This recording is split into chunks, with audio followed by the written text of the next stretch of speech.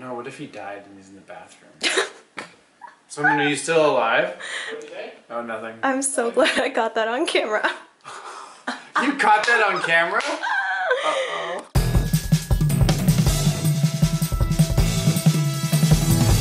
Hey, I'm Soman. I'm Joanne. And I'm Ramon. You're back. Surprise! You missed me. You can see how excited we are. Ramon's preparing to star in a movie. Shh, you're not supposed to say anything. Why? It's not a movie they're allowed to see. It's not a movie you're allowed to see, but just know that he's starring in a movie. I'm doing all new headshots on Tuesday in this very elaborate photo shoot. Joanne, meanwhile, is preparing for her close-up because she's been immersed in all new beauty skin routines. Oh, everything you guys want to know about Korean beauty, I know. Can we do an episode dedicated to it? Yeah. Oh my gosh, can we please? I'll bring my full lineup of Okay, we're gonna do this. Set. We are so set. She's gonna give us facials, but it's gonna be in April because we have a huge new episode coming up next week that we're gonna talk to you about a few pieces of news. The first is the Barnes & Noble Collector's Edition is available for pre-order. There is a limited supply. It's an amazing collector's edition. It has an all-new flap featuring Hort and Tedros in full color by Jacopo Bruno. It has 2 new short stories by me, all kinds of bonus content, and it has an amazing glossy cover that looks just like this. And you can pre-order now at the Barnes & Noble website. Make sure you get yours before it sells out. It comes out the first week of May. The second big piece of news, Joanne, tell us what's going to happen next week. Next week is a huge week. We're going to reveal the title contest winners, and we are also going to reveal the actual title for book 5. Yay! Well, we do have an official release date now, and we will tell you next Friday, but I'm preparing for a lot of drama. So, I mean, you're not allowed to leave the house until you finish it. I'm all ready for whatever drama you have to give. I'm not going to respond to any of it because I'm telling you right now, I need the time. Indeed, time. We'll help you write. Oh, can you imagine? Can you imagine? Like, this page is clearly Ramon. If I ever die and I need someone to finish the books, you will be on the bottom. Literally the last person in the world who's allowed to touch anything. It would be like, and then they went through a wormhole and it was a different universe. I will leave you literally nothing in my will except my squatty potty. No! You can have my squatty potty. If you don't know what a squatty potty is, we're not going to tell you. Look it up. Bing! Alright, so for this week, we decided, since it's Women's History Month, we would talk about women that we admire. I think the three of us tend to be hyper-feminist people. Yeah. We're very pro-women in general. We tend to like women better than men. Dudes are like annoying sometimes. Who wants to go first? Ramon, do you want to tell us some women you admire?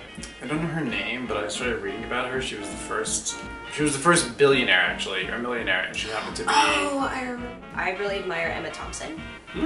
Because That's such a good choice. yeah, she's an amazing writer in person, but also she is a person who like stays in other women's corner. She wrote Sense and Sensibility, and then she directed Nanny McPhee. And in fact, I wanted her to do the School for Good and Evil movie, and so we'll see ultimately if that happens or anything like that. Every person I admire in the world is a woman. Like, if you read the School for Good and Evil closely, you will see references to Madonna, Meryl Streep, Hillary Clinton, but everyone knows my idol of all idols is Serena Williams. She is my idol of all idols, and I think I've learned a lot from how much she's changed, you know, and how much she's made of her talent. For the second part of this episode, we have another cool video from HarperCollins. And so check this out, show it to your friends who don't know anything about the series, and we are going to see you next week, and you'll finally get the title and the release date for the book you're all waiting for. So we will see you then.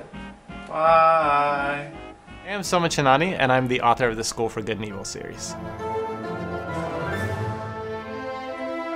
The School for Good and Evil series is like this crazy mashup of Harry Potter and Disney fairy tales, but so much weirder and darker. It's about these two best friends, Sophie and Agatha, and they both get kidnapped to this legendary School for Good and Evil. Sophie gets dropped into the School for Evil with all these murderers and monsters, and Agatha gets dropped into the School for Good with all these princes and princesses. And the question is, why did they get switched?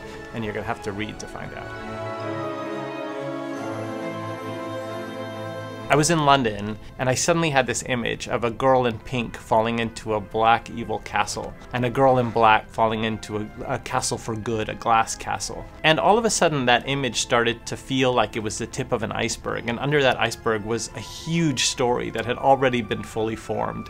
And so I felt like if I could just write a series that gave kids like me, who didn't necessarily skew to the dark side, but at least wanted a balanced battle between good and evil, it would be different. It would attract new kinds of readers. And I think that's what's made the difference with The School for Good and Evil, is finally you have a fair fight between good and evil, and there's a character for anybody who would want to read this book. Someone in these books is just like you.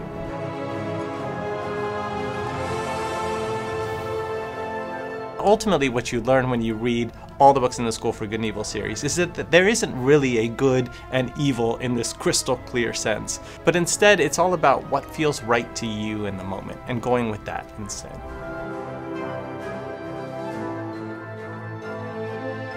The character I love writing the most is Sophie. I've loved writing her since the very first book, and to this day, every time I do a Sophie chapter, I get excited because she's the most like me. She's pretty extroverted and charismatic and fun, but she's also super high maintenance and difficult and complicated and demanding, and that's pretty much me in a nutshell. Speaking of which, can we get better lighting in here?